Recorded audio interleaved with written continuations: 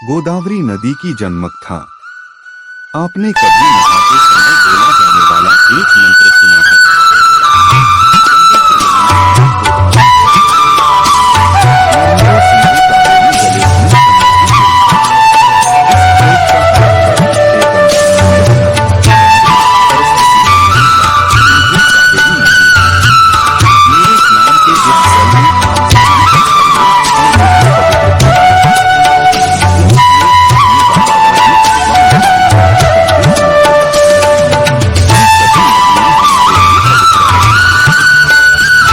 और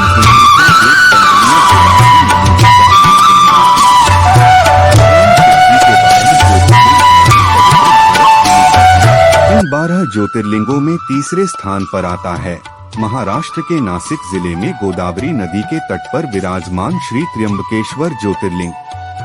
यह ज्योतिर्लिंग ब्रह्मगिरी पर्वत के निकट स्थित है और ब्रह्मगिरी पर्वत से ही गोदावरी नदी का उद्गम होता है। भगवान शिवजी के 3 नेत्र होने के कारण उन्हें त्र्यंबकेश्वर कहा जाता है। यह उस समय की बात है जब महर्षि गौतम पर गौ हत्या का झूठा आरोप लगा था। इस आरोप के कारण महर्षि गौतम ने दूर एक वन में जाकर भगवान शिवजी की आराधना करनी आरंभ की। महर्षि गौतम का निश्चय इतना दृढ़ था कि उन्होंने धूप, गर्मी, ठंड, बारिश एवं जंगली जीवों का भय न रखते हुए अपनी तपस्या जारी रखी। उन्होंने बड़ा कठोर तप किया। उनकी भक्ति और कठोर तपस्या के कारण वन का वह भाग जिसे उन्होंने अपनी तपोभूमि बनाया था, वहां दिव्य तेज उत्पन्न हो गया। उनकी भक्ति से प्रसन्न होकर भगवान शिवजी ने उन्हें दर्शन दिए और मनोवांछित वर मांगने को कहा। तब उन्होंने भगवान भोलेनाथ से कहा, प्रभु, यदि मेरी भक्ति सच्ची है तो कृपा करके यहाँ देवी गंगा को नदी के रूप में भेजें, जिससे मुझ पर लगा गौ हत्या का आरोप झूठा साबित हो जाएगा।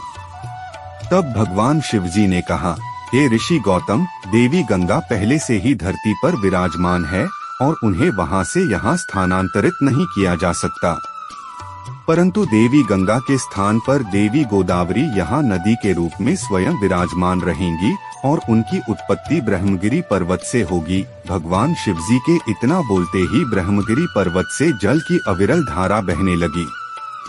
वहाँ देवी गोदावरी नदी प्रकट होकर उनके शीतल और पवित्र जल ने नदी का रूप ले लिया। परंतु महर्षि गौतम तो वहाँ गंगा को लाना चाहते थे। गंगा नदी के स्थान पर वहाँ गोदावरी नदी के आने से उन पर लगा झूठा आरोप तो मिट गया, परंतु उनके मन की संतुष्टि नहीं हुई। देवी गोदावरी को गौतम ऋषि की मन की स्थिति समझ में आई। उन्होंने भगवान शिवजी से प्रार्थना की, हे शिवजी, आप यहाँ ज्योतिर्लिंग के रूप में विराजमान हो जाएं। भगवान शिवजी ने देवी गोदावरी की यह बात सहर्ष स्वीकार कर ली और कहा कि आज से यह ज्योतिर्लिंग त्र्यंबकेश्वर के नाम से जाना जाएगा। जो भी मनुष्य सच्चे मन और उचित भावना से गोदावरी नदी में स्नान करने के बाद इस ज्योतिर्लिंग के दर्शन करेगा, उसकी सभी इच्छाएं पूरी हो जाएंगी। इसलिए गोदावरी नदी माँ गंगा के समान पवित्र है। ऋषि गौतम से संबंध जुड़ जाने के कारण गोदावरी नदी को गौतमी के नाम से भी जाना जाता है। इस नदी में स्नान करने से सारे पाप धुल जाते हैं, इसलिए इसको वृद्ध गंगा और प्राचीन गंगा के नाम से भी जाना जाता है। गोदावरी नदी भारत के 4 राज्य महाराष्ट्र, तेलंगाना, छत्तीसगढ़ और आंध्र प्रदेश में बहती है।